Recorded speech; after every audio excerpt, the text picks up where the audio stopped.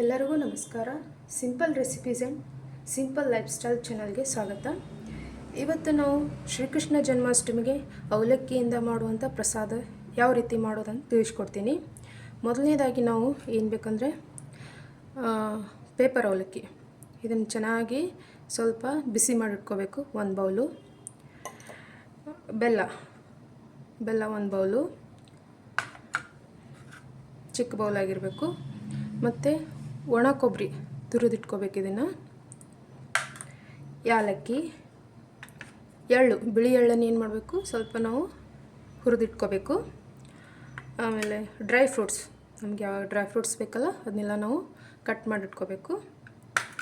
ಮತ್ತು ತುಪ್ಪ, ಡ್ರೈ ಫ್ರೂಟ್ಸನ್ನು ತುಪ್ಪದಲ್ಲಿ ಕರ್ಕೊಳ್ಳೋಕ್ಕೆ ತುಪ್ಪ ಬೇಕಾಗುತ್ತೆ.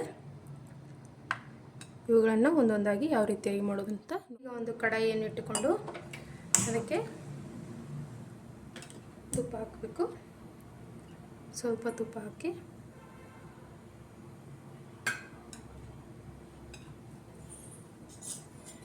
ತುಪ್ಪ ಕಾಯ್ದ ನಂತರ ಹೀಗೆ ತುಪ್ಪ ಕಾಯ್ದ ನಂತರ ಡ್ರೈ ಫ್ರೂಟ್ಸನ್ನು ಹಾಕ್ಕೊಂಡು ಕರಿದಿಟ್ಕೊಳ್ಳಿ ಚೆನ್ನಾಗಿ.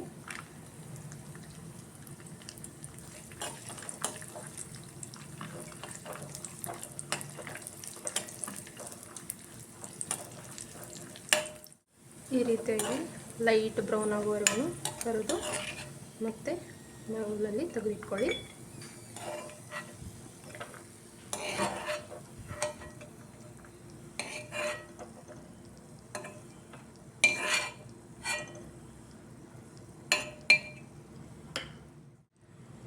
ನಂತರ ಅದೇ ತುಪ್ಪದಲ್ಲಿ ಈ ಒಣ ಕೊಬ್ಬರಿಯನ್ನು ಸ್ವಲ್ಪ ಹುರಿದಿಟ್ಕೊಳ್ಳಿ. ಈ ರೀತಿಯಾಗಿ ಸ್ವಲ್ಪ, ಅಷ್ಟೊಂದೇನಿಲ್ಲ, ಸ್ವಲ್ಪ ಹುರಿದಿಟ್ಕೊಳ್ಳಿ. ಹುರಿದಿಟ್ಕೊಳ್ಳೋದ್ರಿಂದ ಒಣ ಕೊಬ್ಬರಿ ಕೂಡ ಏನಾಗುತ್ತೆ, ಆ ಪ್ರಸಾದಕ್ಕೆ ತುಂಬ ಚೆನ್ನಾಗಿ ಕ್ರಿಸ್ಪಿಯಾಗಿ ಬರುತ್ತೆ. ನೋಡಿ, ಈ ರೀತಿಯಾಗಿ ಸ್ವಲ್ಪ ಹುರಿದಿಟ್ಕೋಬೇಕು. ಒಣ ಕೊಬ್ಬರಿಯನ್ನು ಬ್ರೌನ್ ಕಲರ್, ಲೈಟ್ ಬ್ರೌನ್ ಆಗಿ ಬಂದಿದೆ, ಅಷ್ಟು ಚೆನ್ನಾಗಿ ಬಂದಿದೆ.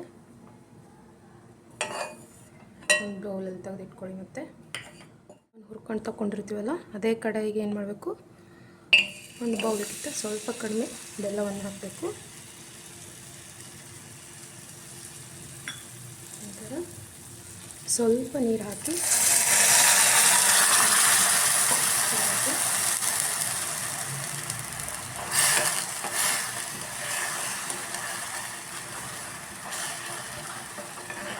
ಇದು ಚೆನ್ನಾಗಿ ಕರಿಬೇಕು.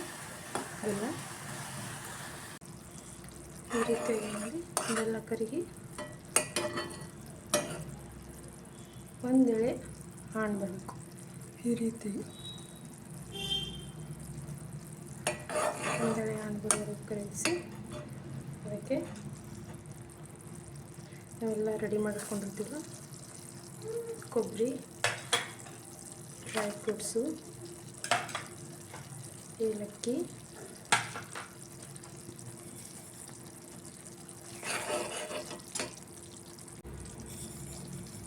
ಎಳ್ಳು ಎಲ್ಲವನ್ನು ಹಾಕೊಂಡು ಫ್ಲೇಮ್ ಏನೈತಿ ಸಣ್ಣದಾಗಿಟ್ಕೊಂಡು ಮೀಡಿಯಮ್ ಆಗಿಟ್ಕೊಳ್ಳಿ. ಸ್ವಲ್ಪ ತಿರುಗಡಿ,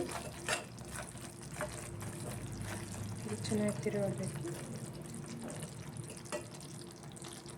ಇದು ತಿರುಗಿದ ನಂತರ ಈಗ ನಾವು ಅವಲಕ್ಕಿಯನ್ನು ರೆಡಿ ಮಾಡಿಟ್ಕೊಂಡಿರ್ತೀವಲ್ಲ ಅದನ್ನು ಅವಲಕ್ಕಿಯನ್ನು ಇದರಲ್ಲಿ ಹಾಕಿ ಚೆನ್ನಾಗಿ ಫ್ಲೇಮನ್ನು ಕಡಿಮೆ ಇಟ್ಕೊಂಡು ಈಗ ನೋಡಿ ನೀಟಾಗಿ ಮಿಕ್ಸ್ ಮಾಡ್ಕೊಳ್ಳಿ.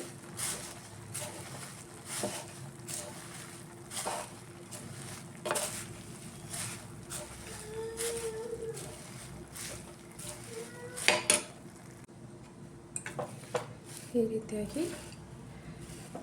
ಚೆನ್ನಾಗಿ ಮಿಕ್ಸ್ ಮಾಡ್ಕೊಳ್ಳಿ. ಈಗ ನೋಡಿ ಎಷ್ಟು ಚೆನ್ನಾಗಿ ಮಿಕ್ಸ್ ಆಗ್ತಾಯಿದೆ. ಹೀಗೆ ಮಿಕ್ಸ್ ಮಾಡಿಕೊಂಡ್ರೆ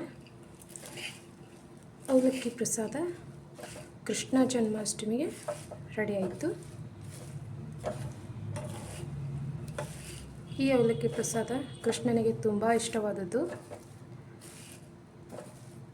ಎಲ್ಲ ಪ್ರಸಾದಕ್ಕಿಂತಲೂ ಅತಿ ಶ್ರೇಷ್ಠವಾದದ್ದು ಈ ಅವಲಕ್ಕಿ ಪ್ರಸಾದ.